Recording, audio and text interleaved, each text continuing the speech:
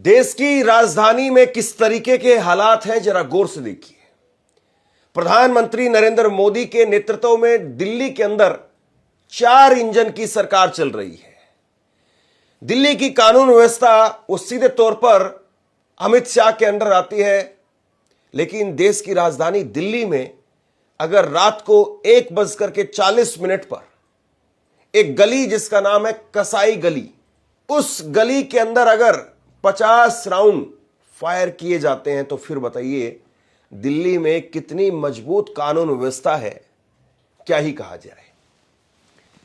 यह खबर हिला करके रख देगी और कहीं ना कहीं इस खबर के तार बताए जा रहे हैं कि पाकिस्तान से भी जुड़े हुए हैं और किस तरीके से दिल्ली के अंदर गैंगवार और गोलीबारी हो रही है। ये बहुत खौफनाक एक तरीके से वाकया हुआ है। दिल्ली के अंदर जाफराबाद, और जाफराबाद में एक इलाका है चौहान बांगड़, और वहां पर एक गली है कसाई गली। इस कसाई गली में रात को 1:40 पर 2 सगे भाई, नाम है नदीम और फाजिल, दोनों सगे भाई स्कूटी से अपनी मां के पास जा रहे थे, लेकिन इस बीच में उनकी स्कूटी को घेर लिया जाता है और वहां पर 4 बंदूकधारी बदमाश आते हैं। ताबड़तोड़ वहां पर गोलियां चलने लगती हैं। दिल्ली पुलिस को करीब 42 खोखे, 42 कारतूस वो मिले हैं। तकरीबन बताया जा रहा है कि 50 राउंड गोली यहां पर चलाई गई है, जिसमें से 19 गोलियां वो नदीम को लगी। एक आदमी 19 गोलियां उसको लगी है। दूसरे उसके भाई फाजिल को 20 गोलियां लगी। दोनों भाइयों को छलनी कर दिया गया। एक भाई मौके पर ही मर गया। दूसरे भाई नदीम, उसको हॉस्पिटल ले जाया गया, लेकिन वहां पर पहुंचते पहुंचते उसने भी दम तोड़ दिया। नदीम 5 साल पहले बताया जाता है कि घर की पहली मंजिल से गिर गया था। उसका 85% शरीर काम नहीं करता है, वो चल फिर नहीं सकता है। यहां तक कि पेशाब भी करने के लिए अगर वो जाना चाहे तो अकेले पेशाब करने के लिए नहीं जा सकता है। उसका भाई फाजिल ही उसकी देखरेख करता है, डायपर बदलने का काम करता है, खाना खिलाने का काम करता है, सारे काम उसका भाई करता है। लेकिन ये कहानी, ये खबर और ये जो कुछ मैं आपको बता रहा हूं, इतना भी सीधा नहीं है। ये बहुत टेढ़ा मामला है, जरा गौर से समझिए। और इसमें हैरान करने वाली बात यह है कि जो हत्यारे बताए जा रहे हैं वो कोई और नहीं है बल्कि नदीम और फाजिल, इनकी सगी बुआ के लड़के असद, उसने इन लोगों को मौत के घाट उतार दिया। और महज कुछ घंटे पहले वार्निंग दी थी कि नदीम को और उसके पूरे परिवार को मार दूंगा, महज कुछ घंटे पहले। और उसके बाद में परिवार ने शाम को सबको आपस में बैठाया। दोपहर में, सोमवार दोपहर को ये धमकी दी गई। सोमवार शाम को परिवार ने सबको साथ में बैठाया, सबको साथ में बैठा करके एक तरीके से समझौता करवा दिया। लेकिन सोमवार देर रात को 1:40 पर असद, वो और उसके साथ में उसके 3 और साथी वो आते हैं और उसके बाद में ताबड़तोड़ गोलियों की बौछार कर देते हैं। वहीं पर उनको छलनी करके जितनी गोलियां उनके पास में थी वो सब उनके सीने में उतार दी।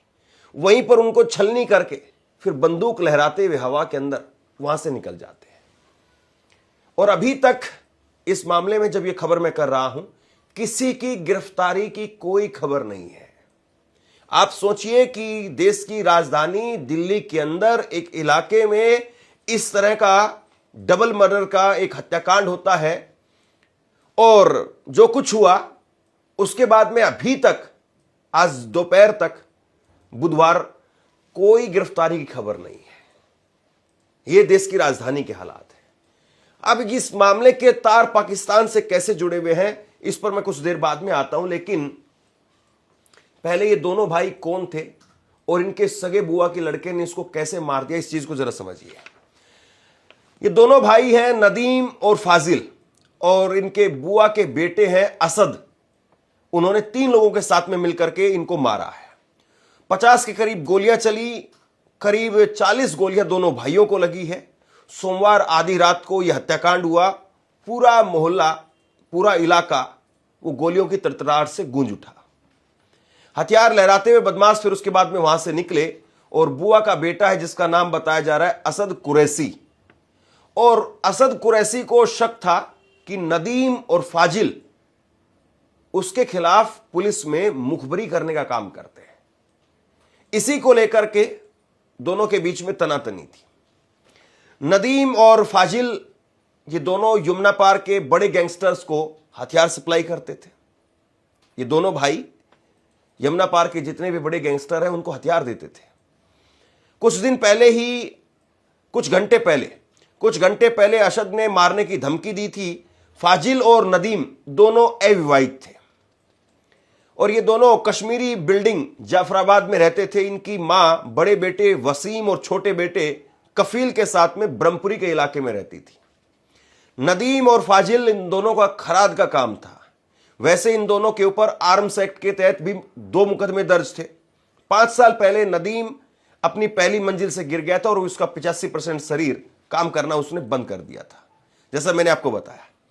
लेकिन अब यहां पर रात को ये निकलते हैं अपनी मां से मिलने के लिए, वहां पर जाकर के खाना खाने के लिए घर से निकलते हैं। और इसी बीच में जब दोनों कसाई गली के पास में पहुंचे तभी असद ने 3 साथियों के साथ में मिल करके वहां पर इन दोनों को ढेर कर दिया।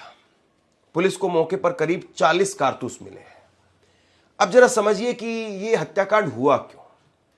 यहां पर यह बताया जा रहा है कि असद, उसकी बुआ का लड़का, वो एक वक्त में जब नदीम खुद से काम करता था तो उसके साथ ही काम करता था, उसकी गाड़ी चलाने का काम करता था। लेकिन अब चूंकि असद खुद बहुत बड़ा आदमी बन गया था और उसको लगता था कि अब मैं अकेले धंधा संभालूंगा। धंधा यानी अवैध हथियारों का धंधा। और उसने कहा कि अब तुम मुझसे ज्यादा तेज मत चलो, मुझसे ज्यादा तेज चल रहे हो, मैं तुम्हें उड़वा दूंगा। ये बातें उसने कही, परिवार को धमकी दी, मारने की धमकी दी, सारी बातें हुई। लेकिन इस बीच में इसके जो कनेक्शन है, इसका जो तार है वो पाकिस्तान से कैसे जुड़े हुए हैं जरा समझिए। और यह भी समझने वाली बात है कि दिल्ली का एक इलाका कैसे अवैध हथियारों का अड्डा बना हुआ है। वहां पर बड़ी बड़ी ऑटोमेटिक पिस्टल्स, राइफल, वो कैसे वहां पर पहुंच रही हैं, कैसे हथियार वहां पर पहुंच रहे हैं। दरअसल इनके पीछे जाफराबाद का ही एक बहुत बड़ा गैंगस्टर आप कह लीजिए, डॉन आप कह लीजिए, सलीम पिस्टल, वो इसके पीछे बताया जा रहा है। सलीम पिस्टल जो कि पाकिस्तान से हथियार मंगवाता है और हथियार मंगवा करके, चाहे वो लॉरेंस गैंग हो, चाहे हाशिम बाबा गैंग हो और छेनू, नसीर, कई अलग अलग जो गैंग दिल्ली में चल रही हैं, दिल्ली के आसपास में चल रही हैं, एनसीआर में चल रही हैं, उन सबको हथियार सप्लाई करने का काम करता था। लेकिन इसी साल सलीम को दिल्ली पुलिस ने नेपाल से गिरफ्तार कर लिया। और जब सलीम को दिल्ली पुलिस ने नेपाल से गिरफ्तार किया तो उसके बाद में सलीम के साथ में जितने भी काम करने वाले लोग थे वो भी पुलिस की रडार पर आ गए। हालांकि ये पहले से भी पुलिस की रडार पर रहते, लेकिन धरपकड़ पुलिस की तेज हो गई। आपसे कुछ कहना चाहता हूं, आज के वक्त में पत्रकारिता करना कितना मुश्किल काम है, लेकिन अगर ऐसे में भी कोई आपकी खबर दिखा रहा है, कोई आपके मुद्दे पर बात कर रहा है, तो आपको भी उसका साथ देना चाहिए। अगर आपको लगता है कि मेरी पत्रकारिता सही है, मैं आपके लिए आपकी खबर वो दिखा रहा हूं, तो ऐसे में आप मेरा सहयोग कीजिए। आप इस वीडियो को जब लाइक करेंगे तो लाइक के साथ में ही एक थैंक्स का बटन आपको दिखाई देगा। उस थैंक्स के बटन पर आप क्लिक कीजिए और जो भी सहयोग राशि दे सकते हैं वो दीजिए। दूसरा, आप चैनल को ज्वाइन कर सकते हैं और चैनल को ज्वाइन करके भी मुझे मदद कर सकते हैं। अब नदीम के ऊपर भी लगातार कार्रवाई हो रही थी। असद और नदीम ये दोनों मिलकर के सलीम के लिए काम करते थे, तो असद पर भी कार्रवाई हो रही थी। लेकिन असद पर जो कार्रवाई हो रही थी, असद को लगता था, उसकी बुआ के बेटे को लगता था कि नदीम मुखबरी करके और मेरे लोगों को पकड़वाने का काम कर रहा है। और इसमें एक शख्स और था, बॉबी शूटर। हाशिम गैंग का खासम खास बॉबी शूटर हाशिम को भी पुलिस ने गिरफ्तार कर लिया था। और पुलिस जब हाशिम को गिरफ्तार कर चुकी थी तो हाशिम की गैंग को बॉबी शूटर ही चला रहा था। और अशद लगातार बॉबी शूटर को यह कहता था कि हमारे ऊपर जितनी कार्रवाई हो रही है इसके पीछे नदीम है। कुल मिलाकर के ये जो पूरा कांड हुआ है ये दबदबे का एक जीता जागता उदाहरण है। दिल्ली के अंदर अलग अलग या दिल्ली एनसीआर में अलग अलग गैंग चल रही है, बहुत सारी गैंग है, जिसमें करीब करीब आधा दर्जन गैंग ऐसी है जो बहुत बड़ी है। और ये अलग अलग गैंग अलग अलग तरीके से काम कर रही है। इसमें कोई वसूली का काम करता है, कोई अवैध हथियारों का काम करता है, कोई फिरौती का काम करता है, कोई किसी तरीके से, कोई किसी तरीके से। ये अलग अलग गैंग ऑपरेट कर रही है। और यहां पर अब सलीम पिस्टल को जब पकड़ लिया गया तो उसके बाद में ये दोनों यहां से इस इलाके के अंदर जाफराबाद में, झिलमिल में बताया जाता कि बहुत सारी फैक्ट्रियां हैं, अवैध हथियारों की फैक्ट्रियां हैं, अवैध हथियार बनाने की हैं, अवैध हथियार जो बाहर से आते हैं उनको असेंबल करने की है, इस तरह की फैक्ट्रियां चल रही है। कुल मिलाकर के ये जो कांड हुआ है, ये जो डबल मर्डर हुआ है, ये दबदबे का खेल है। असद वो अपना कब्जा चाहता था, नदीम और फाजिल वो अपना कब्जा चाहते थे। दोनों के बीच में लंबे वक्त तक तनातनी चल रही थी, समझौता करवाने की कोशिश हुई, लेकिन गद्दी पर बैठने की चाहत और गद्दी का जो खेल है वो सारा खेल खराब कर देता है। दोनों एक ही इलाके से ऑपरेट कर रहे थे। ये जो बॉबी शूटर है हाशिम गैंग का, ये जाफराबाद इलाके में ही रहता है ये कहा जाता है, लेकिन उसने सीसीटीवी कैमरा के जरिए इस तरीके का नेटवर्क बनाया हुआ है कि पुलिस जैसे ही कोई मूवमेंट करती है, उसके पास पहुंचने की कोशिश भी करती है, वो तुरंत वहां से रफू हो जाता है, भाग जाता है, फरार हो जाता है। और अभी तक पुलिस की गिरफ्त से बाहर है। असद भी पुलिस की गिरफ्त से बाहर है।